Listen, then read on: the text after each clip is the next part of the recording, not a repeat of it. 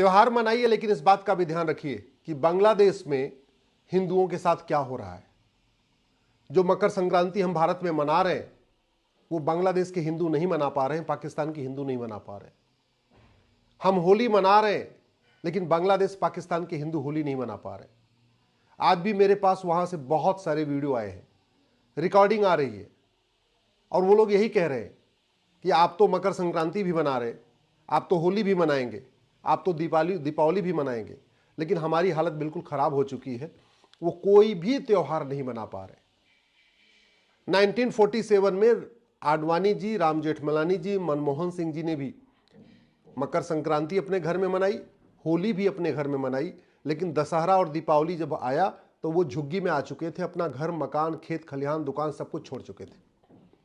1947 में जनवरी में मकर संक्रांति और मार्च में होली राज कपूर साहब ने भी मनाया, यश चोपड़ा ने भी मनाया, प्रेम चोपड़ा ने भी मनाया, सुनील दत्त ने भी मनाया, मिल्खा सिंह ने भी मनाया, खुशवंत सिंह ने भी मनाया।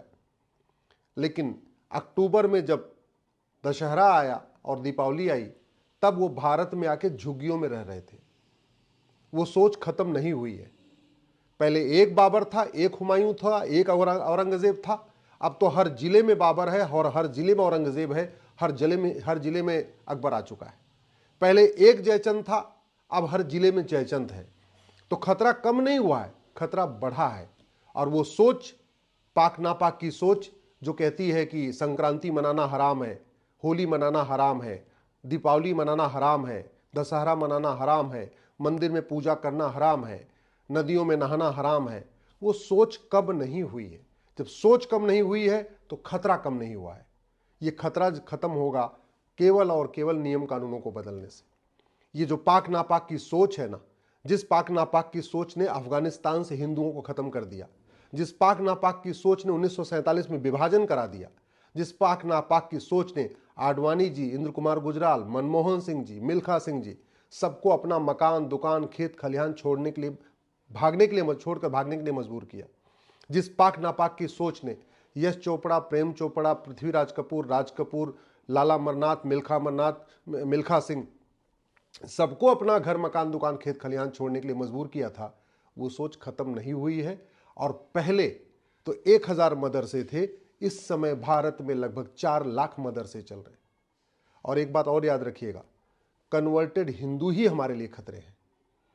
कन्वर्टेड याकूब मेनन भी कन्वर्टेड हिंदू था, अफजल गुरु भी कन्वर्टेड हिंदू था, कसाब भी कन्वर्टेड हिंदू था, पाक जो उन्होंने विभाजन कराया जिन्ना भी कन्वर्टेड हिंदू था, विभाजन कराने वाला जिन्ना भी कन्वर्टेड हिंदू था। और पाकिस्तान में जब विभाजन हो रहा था तो हिंदुओं की बहन बेटियों से बलात्कार करने वाले भी कन्वर्टेड हिंदू थे। बांग्लादेश में जो हिंदुओं के साथ अत्याचार हो रहा है, नरसंहार हो रहा है, वो भी कन्वर्टेड हिंदू कर रहे हैं। और भारत में प्रतिदिन 10,000 हिंदुओं का कन्वर्जन हो रहा है, यानी प्रतिदिन 10,000 हिंदू नए जो है वो कन्वर्ट होके हिंदुओं के दुश्मन पैदा हो रहे हैं। तो प्रतिदिन हिंदुओं के दुश्मनों की संख्या बढ़ रही है, क्योंकि जैसे वो व्यक्ति कन्वर्ट हो जाता है वो हिंदुओं का दुश्मन हो जाता है। कन्हैयालाल की हत्या करने वाला भी कन्वर्टेड हिंदू था, नूपुर शर्मा को धमकी देने वाला भी कन्वर्टेड हिंदू था, उमेश कोल्हे की हत्या करने वाला भी कन्वर्टेड हिंदू था, जितने भारत में बम विस्फोट होते हैं वो करने वाले भी कन्वर्टेड हिंदू हैं। रेल की पटरी पे स्टील रखने वाले, पत्थर रखने वाले भी कन्वर्टेड हिंदू हैं।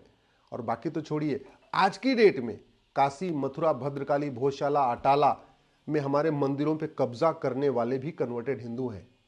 बांग्लादेश में बहन, माता पिता के सामने बच्चों का बलात्कार हो रहा है, बेटी का बलात्कार हो रहा है, पति के सामने पत्नी का बलात्कार हो रहा है, बच्चे के सामने माँ का बलात्कार हो रहा है, भाई के सामने बहन का बलात्कार हो रहा है। और ये बलात्कार करने वाले भी कन्वर्टेड हिंदू हैं। और हमारे यहाँ कन्वर्जन खुला छोड़ दिया गया है, पूरे देश में कन्वर्जन हो रहा है। प्रतिदिन 10,000 हिंदुओं का धर्मांतरण हो रहा है, यानी प्रतिदिन हिंदुओं के 10,000 नए दुश्मन पैदा हो रहे हैं, नए दुश्मन बढ़ रहे हैं।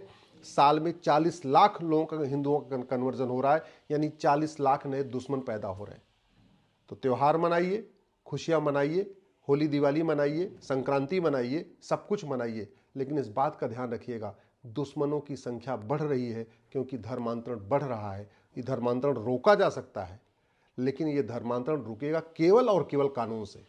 धर्मांतरण रुकेगा विदेशी फंडिंग को बंद करने से, धर्मांतरण रुकेगा हवाला की फंडिंग खत्म करने से, धर्मांतरण रुकेगा कठोर कानून बनाने से, धर्मांतरण तब रुकेगा जब मिशनरियों और जिहादियों के खिलाफ एनएसए लगेगा, यूएपीए लगेगा, वेजिंग वॉर की धारा लगेगी, देशद्रोह धारा लगेगी, गैंगस्टर एक्ट लगेगा। धर्मांतरण तब रुकेगा जब धर्मांतरण कराने वाले मिशनरियों और जिहादियों के मददगारों, उनको फंडिंग करने वालों को भी आजीवन कारावास होगा, उनकी भी नागरिकता खत्म होगी, उनकी भी 100% प्रॉपर्टी जब्त होगी। नहीं तो पंजाब, जहां सनातन धर्म की रक्षा के लिए सिख पंथ बना था, सबसे ज्यादा धर्मांतरण वही हो रहा है। हरियाणा, जो हमारे लड़ाकों की भूमि थी, जहां सारे एक से बढ़कर एक वहां लड़ाके पैदा हुए, आज उस हरियाणा में भी धर्मांतरण हो रहा है। यूपी बिहार तो छोड़िए, लगातार हो ही रहा है। नॉर्थ ईस्ट तो हमारे हाथ से निकल गया है। गुजरात, जो हिंदुओं का प्रमुख केंद्र है, वहां भी धर्मांतरण हो रहा है। और दुख इस बात का है कि जो हमारे 12 ज्योतिर्लिंग हैं, उन ज्योतिर्लिंग के आसपास भी धर्मांतरण हो रहा है। जो हमारे शक्तिपीठ हैं, उन शक्तिपीठों के पास भी धर्मांतरण हो रहा है। जो हमारे प्रमुख मंदिर हैं, वहां भी धर्मांतरण हो रहा है। और देश की राजधानी दिल्ली में भी धड़ल्ले से धर्मांतरण हो रहा है। क्यों धर्मांतरण हो रहा है? क्योंकि हमने धर्मांतरण को न तो राष्ट्र की सुरक्षा के लिए खतरा घोषित किया, न हमने धर्मांतरण को देश की एकता अखंडता के लिए खतरा घोषित किया, न धर्मांतरण को हमने वेजिंग वॉर डिक्लेयर किया, न हमने धर्मांतरण को देशद्रोह घोषित किया, न हमने धर्मांतरण को ऑर्गेनाइज क्राइम डिक्लेयर किया। जिस धर्मांतरण को रोकने के लिए गुरु तेग बहादुर जी ने अपना शीश कटवा दिया, चांदनी चौक में शीशगंज गुरुद्वारा बना हुआ है।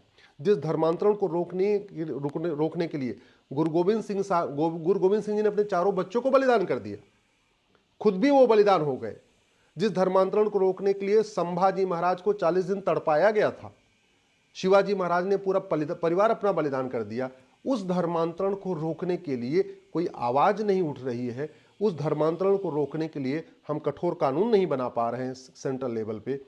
धर्मांतरण किसी एक राज्य की समस्या नहीं है, धर्मांतरण राष्ट्रीय समस्या है, लेकिन इसलिए उसका समाधान भी राष्ट्रीय स्तर पे होना चाहिए।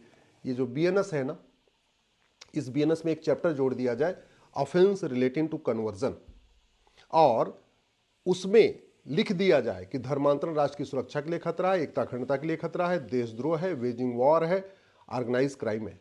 और उसी में लिख दिया जाए कि धर्मांतरण कराने वाले और उनके मददगारों पे एनएसए लगेगा, यूएपीए लगेगा, वेजिंग वॉर लगेगा, देशद्रोह लगेगा, गैंगस्टर लगेगा।